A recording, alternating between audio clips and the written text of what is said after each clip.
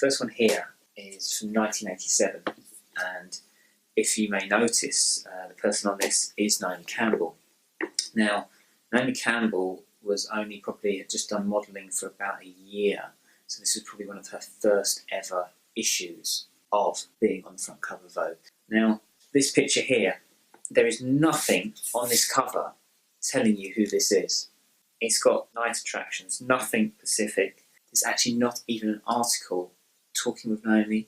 There's nothing about what she's wearing. Here, which is near the back of the magazine, and that doesn't even relate to here, with Naomi there.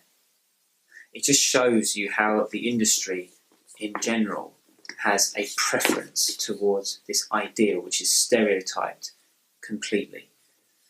If we look into a magazine here of 1987, this is just the first example. The person who is in here is a blonde-haired, blue-eyed woman. Very American looking. Everything is about decadence, the look of beauty. Now, what's also interesting here is always about the unification of white. As a publication, we now look upon, from 20 years on, in 2008, is Jourdan Dunn. Now, Jourdan Dunn, again, black model, however, and the representation of white is what she's wearing. It's very much using the idea of angelic. It's a very different format of how we look at the difference of this outfit, which is very different. So 20 years on, we look into this, and now the ideals are still blonde hair, blue eyes. Get another picture of Jourdan Dunn, which is here. It's the smallest picture compared to this picture. So in the whole magazine, that's the advertisement. But we have to get into the middle. And this is about a stereotype of what we look at and what we see in the fashion industry.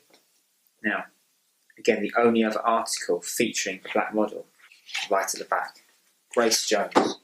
Grace Jones, obviously like Naomi, was very successful in the 80s, obviously the early 80s and late 70s.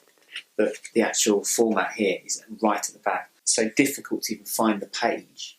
Now, then we come to the 25 years anniversary of GQ magazine. The person on the cover here is Rhianna. Now, Rhianna now, though she is black, she's of a lighter skin tone. And here, this is based on the evil idea of Medusa. The snakes in the head, the reptilian eyes. This is the idea of that someone has an evil influence over us. And this is a difference within a few years of how the industry is trying to change. But even so, it's still not very positive. Role modelling still has very little black influences. When we look at the fashion industry, there's probably a massive divide within what beauty is accepted. If you go to the African continent and you go to the South American continent, race is not such an attribute of what is beautiful. Has it changed from the format of Naomi 20 years ago to the format of Rhianna?